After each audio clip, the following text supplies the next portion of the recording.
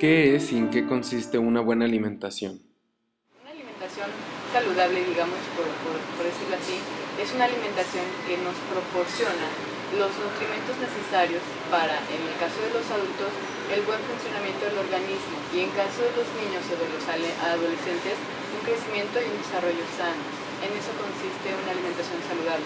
Esos nutrientes de los que te hablo son tres principales: las proteínas, las grasas y los carbohidratos. Entonces todo tiene que ser un conjunto para llevar una alimentación saludable. ¿Cómo es nuestra alimentación actualmente? Actualmente la alimentación del mexicano está muy basada en el estilo de vida que tenemos nosotros mismos, porque la vida del mexicano ahorita está siendo muy ajetreada, entonces no le estamos dando prioridad a lo que tendría que ser una prioridad, como es la salud. Entonces la alimentación del mexicano está siendo alta en grasas saturadas, alta en carbohidratos, estamos descuidando muchísimo el consumo de frutas y verduras, que son básicos para una alimentación saludable y para un estado de salud óptimo. ¿Cuál sería una alimentación ideal? Existe en México el plato del bien comer. Es como una representación gráfica de lo que tendría que ser una alimentación saludable aquí en México. Está dividido principalmente en tres zonas o en tres grupos de alimentos. Uno que vendría siendo las frutas y las verduras, otro que son los cereales y otro que son los alimentos de origen animal. Incluyendo esos tres grupos de alimentos tendríamos que estar consumiendo de cada uno de esos grupos, obviamente en variedades y porciones que son adecuadas para cada uno de nuestros individuos. Entonces esa en México es la representación gráfica de lo que tendríamos que estar consumiendo, el plato del bien comer. De hecho viene establecido como una forma de semáforo: color rojo, color verde y color amarillo. ¿Tienen algún significado en especial? Exactamente. ¿Qué es lo que me indica, por ejemplo? El color verde está representado principalmente por frutas y verduras. ¿Qué es lo que significa? Pues que tendremos que estar consumiendo bastante de esa cantidad. El color amarillo me representa que tenemos que estar cuidando o moderando la cantidad de cuáles son los cereales. Y el color rojo me representa los alimentos de origen animal. ¿Qué tendremos que estar cuidando ahí? El bajo consumo de esos alimentos de origen animal, o moderar también un poquito ese consumo. Entonces es verde, amarillo y rojo. Eso me representa el semáforo del plato del día. ¿A qué se debe que las personas no visiten a un nutriólogo? Es parte de la misma cultura que tenemos aquí en México, de no ir con alguien hasta que nos duele algo. Y es lo mismo que pasa con la alimentación. Si te fijas, no vamos a un médico hasta que nos duele algo. Con un nutriólogo no vas porque te duele algo, es nada más para prevenir. Entonces aquí en México no tenemos como esa mentalidad de prevenir antes de que se presenten las enfermedades. Es por eso que es bien importante tomar el ejemplo, por ejemplo, del prevenir, que está muy enfocado en eso. ¿Por qué? Porque te está previniendo antes de que puedan llegar a acontecer todas las enfermedades en tu organismo, en el organismo de cada persona. Entonces hay que checar mucho eso. La prevención ante todo, y con una buena alimentación, una alimentación balanceada, podemos llegar a prevenir muchísimas enfermedades. Entonces es parte de que no estamos acostumbrados a prevenir antes de. ¿Qué beneficios se obtienen con una buena alimentación? En diferentes aspectos o diferentes ámbitos. Principalmente, en el interno del organismo, pues ¿qué es lo que va a ayudar? Mejorar tu digestión, mejorar obviamente tu sistema inmunológico y mejorar todas las funciones metabólicas en el organismo. Esa es una. Externamente, mejoramos obviamente nuestra apariencia, mejoramos obviamente la calidad de pelo, piel, uñas, eso lo mejoramos. Y también hay otro aspecto muy importante mencionarlo, es que vamos a mejorar el rendimiento, tanto escolar como laboral. Es algo que no lo estamos viendo ni las empresas lo llegan a ver. Pero teniendo una buena alimentación podemos llegar a tener trabajadores y estudiantes mucho más eficaces en nuestras labores cotidianas, digamos. Entonces, ¿Cómo nos podemos alimentar bien sin derrochar demasiado dinero? aquí en México estamos muy acostumbrados a llegar a comer a cualquier otro lugar, que al puesto de tacos, que a, por ejemplo, a las tortas ahogadas y esto, y no nos damos cuenta que lo que realmente estamos gastando ahí perfectamente lo podemos estar gastando en una buena alimentación, incluyéndome que a lo mejor un kilo de tortillas, a lo mejor frutas y verduras, que es de lo más barato que podemos conseguir, y que pues un buen pedazo de pollo o de pescado o de carne. Entonces realmente si comparamos lo que nos gastamos cuando vamos a consumir fuera de nuestra casa, a cuando vamos a comer dentro de nuestra casa, que nosotros mismos vamos a preparar, no se compara. Casi me le están dobleteando, te dobletean el precio o el costo. Entonces son ejemplos de que podemos estar hablando. Muy bien, ahora en productos, por ejemplo, que tú digas, bueno, en vez de comerte, digamos, medio kilo de carne, comete 1 kilo de frijol, a lo mejor sale más barato. ¿Podemos sustituir algunos alimentos? En sí no se pueden llegar a sustituir alimentos. Eso solo lo utilizamos para personas que tienen ciertos problemas de salud, pero no los podemos llegar a sustituir. ¿Qué es lo que sí se puede hacer? Hay una buena combinación que aquí en México utilizamos mucho y que se puede utilizar y es de bajo costo. Por ejemplo, es el arroz con los frijoles o las tortillas con los frijoles. Eso en conjunto, cuando tú te lo estás consumiendo, es equiparable a la proteína de la carne. Entonces, y si te fijas, es mucho más barato. Sí, claro. Pues de eso nos manteníamos los indígenas o los... Sí, pero eran tan fuertes y exactamente. trabajadores. O sea, ¿y qué existía? No era precisamente la carne, ellos comían frijoles y comían maíz. Entonces de ahí viene todo. Entonces sí hay alimentos que podemos llegar a equiparar, no tanto a sustituir. Y ese es uno de los... Quizá bajarle, ¿no? O sea, no comer tanta carne y comer más frijoles. Exactamente. ¿Crees que se deberían implementar clases de nutrición en las escuelas? Tanto como clases de nutrición, ¿O cómo le no, llamarías? más bien, digo, y lo que sí estoy enterada es que se están aplicando, se está haciendo un programa para en cada una de las escuelas llegar a meter a un nutriólogo a trabajar en cada una.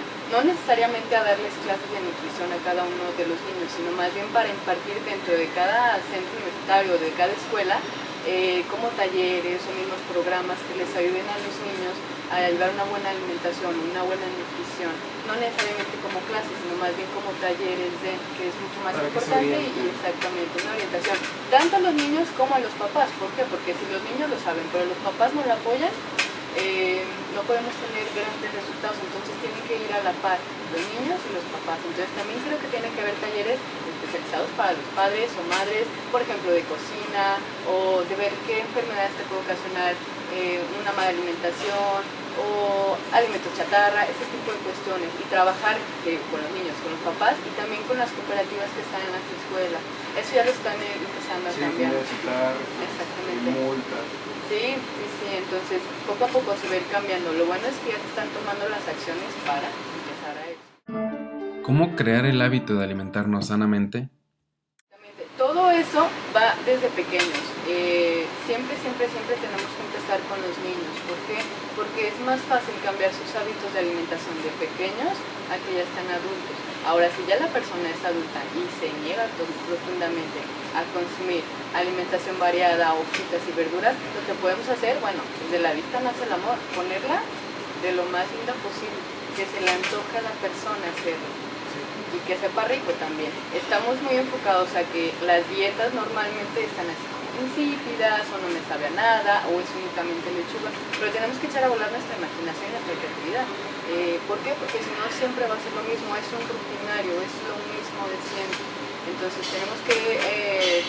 tiene que haber, yo creo que ciertos cursos o ciertas capacitaciones para una alimentación o cocinas, talleres para cocinas de alimentación saludable.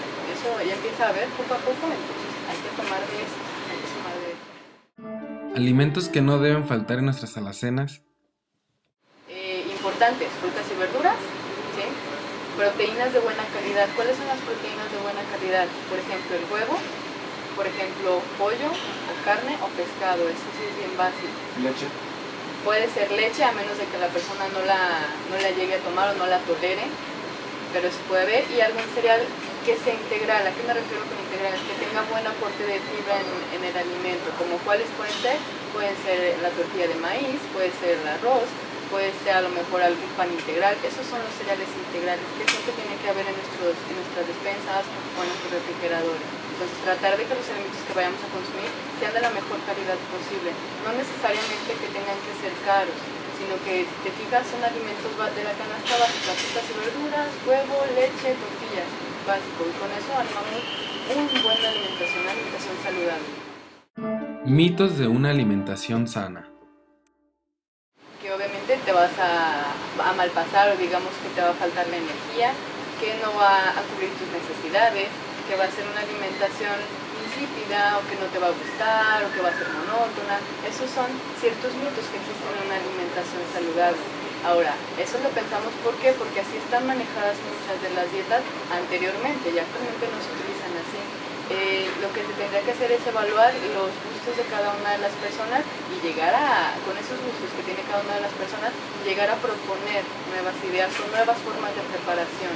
¿Para qué? Pues para que les pueda llegar a consumir y que lo formen como un hábito de alimentación y no como una dieta como se llega a plantear. De hecho, ya el término dieta ya que está quedando como fuera de vocabulario o del léxico cuando vas a un nutriólogo. ¿Por qué? Porque dieta no necesariamente significa que tengas que seguir ciertos lineamientos exactamente, ¿va?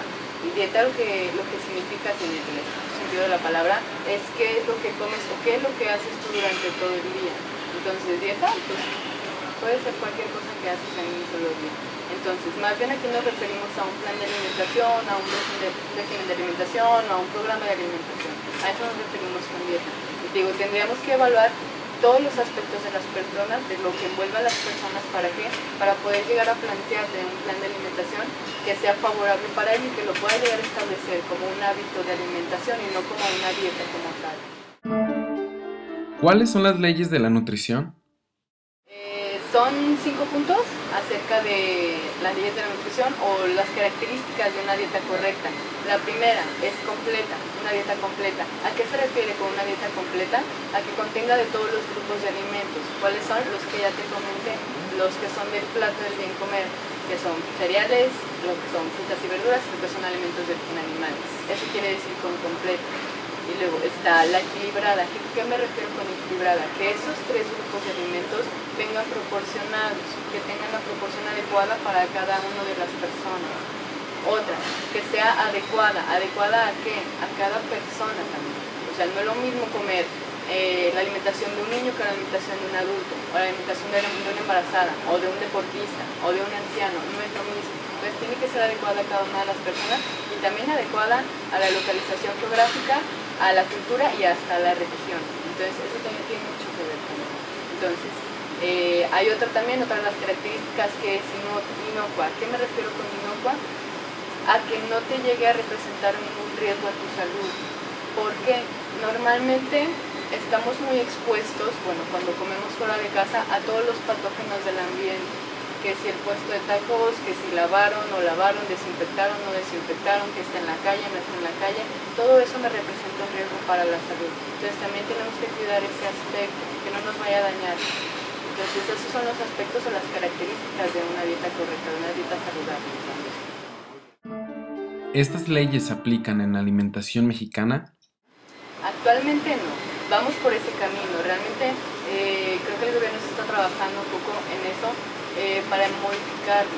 ¿Por qué? Porque si te fijas, estamos descuidando muchos de los hábitos de alimentación que tendríamos que estar tomando en cuenta. ¿Como cuáles hábitos de alimentación? El consumo de agua, el consumo de sal, el consumo de frutas y verduras, el consumo de grasas también, que actualmente en México es muy elevado, y el consumo principalmente de carbohidratos.